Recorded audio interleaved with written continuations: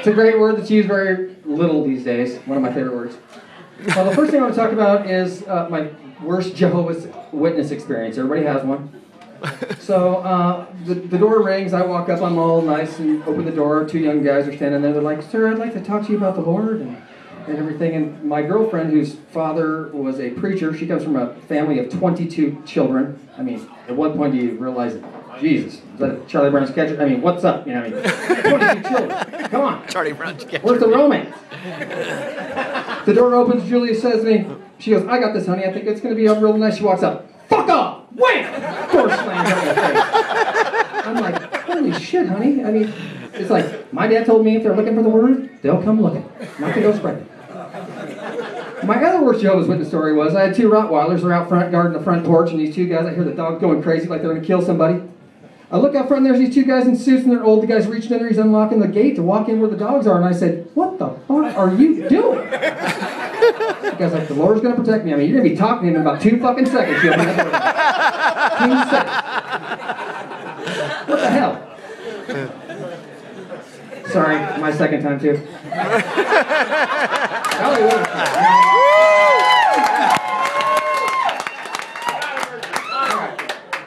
My story, like, when I was young, I grew up in Coquille, Oregon, real small town over on the Oregon coast, population 2,200.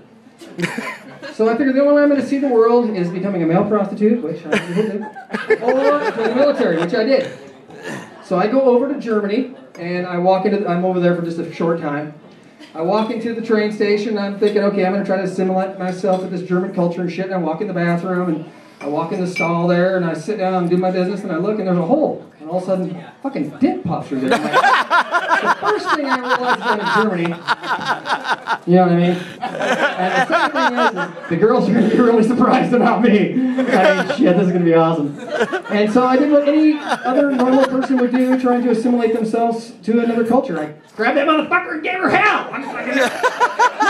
It's a Measure 11 crime. I karate chopped that son of a bitch. And my buddies dragged him out, and we just, fuck. I've never been more traumatized in my life. I don't know if you've been this far from an uncircumcised penis, but it's fucking scary. Like a turtle or some of this shit. But then I slowed down. I started thinking, okay, what can I plan for the next time I have to do this? I carried a fucking mousetrap with me. I'm like, yeah, that next motherfucker's gonna catch up. Wham! Right on the tip. I also tied my shoe to look like a hangman's noose. I figured, fuck, I'll reel him in. Fucking, I'll reel him in. On the dick, fucking guy's fighting against my size 9. I'm like pulling his shit through. That was pretty good.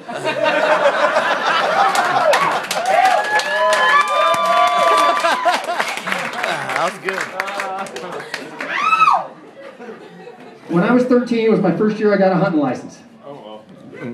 And at 3:30 in the morning, my granddad, who's 4'10", and is about as big around as he is tall. I don't know if you know, there's boxer shorts, but when they're that big around, their shit hangs down like this, the boxer shorts. He's 4'11". Between his socks and his boxers was like 3 inches of skin.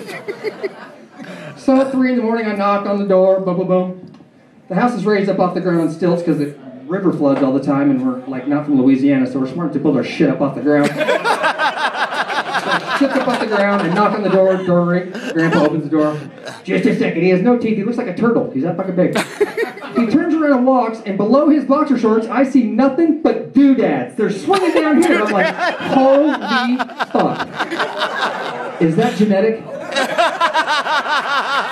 I'm fucking scared out of my life. I'm like, it's eye high. I'm like, Jesus, Grandpa!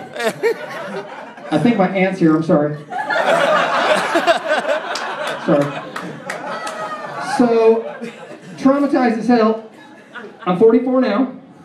Shit's starting to go wrong a little bit, you know, I get a little pain down there, and I'm thinking, oh God, shit's gonna go on, I'm gonna get amputated, whatever.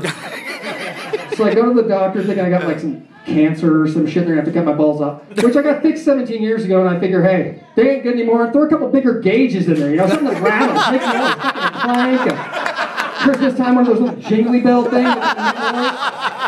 It's gonna add some excitement. Oh, fuck. I thought, you know.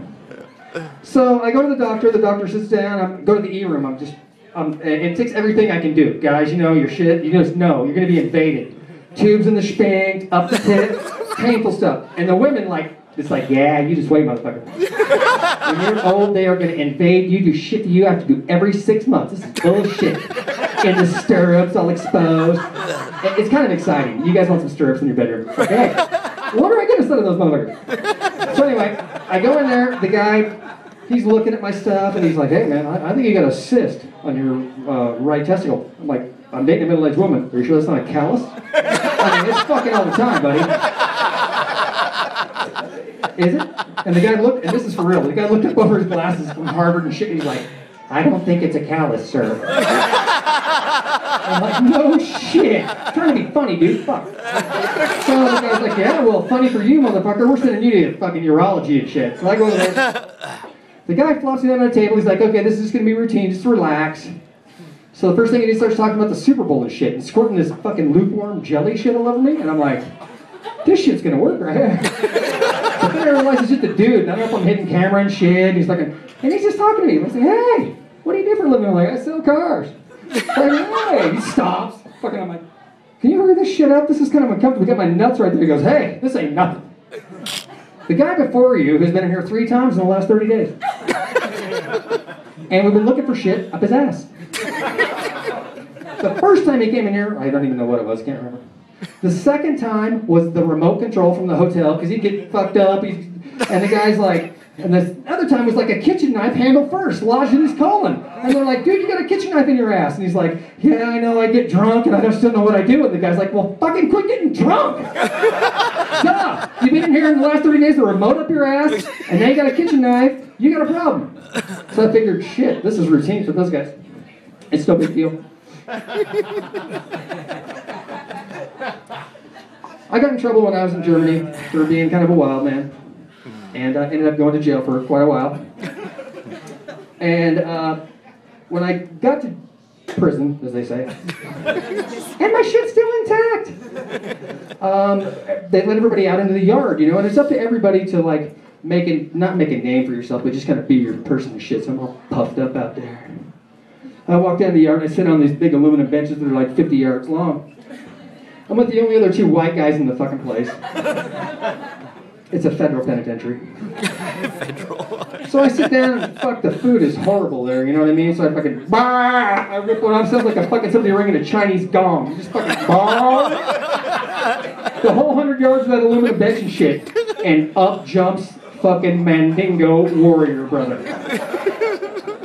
Fucking all like 6'5" comes up with this shit, he's like, did you just shit on my head, motherfucker? I'm like, no. You just shit on my head. Because it echoed. It just vibrated. I mean, shit, glasses broke. I'm like, I begged for my freaking life. And needless to say, we became good friends and he didn't kick the shit out of me. But nonetheless, watch those aluminum benches, gentlemen. I just got a new phone. And I transferred service. And so I get this thing and it says, your BlackBerry is in. Do not open that, whatever you do, okay? And it looks like a canoe full of elk meat and like the Exxon Valdez oil spill. And I can't really figure out what it was, but it was some obscene thing. And I'm yet to figure that out. Anyway, the other day I took my kids on a trip to the coast. And we went clam digging. So I'm always doing crazy shit. And I tell my kids, hey, watch this. So this little guy's walking down the beach. And I say to him, I'm looking for some of those razor clams. And the guy goes, those sons of bitches is right down there. Right down there. Thanks for your time.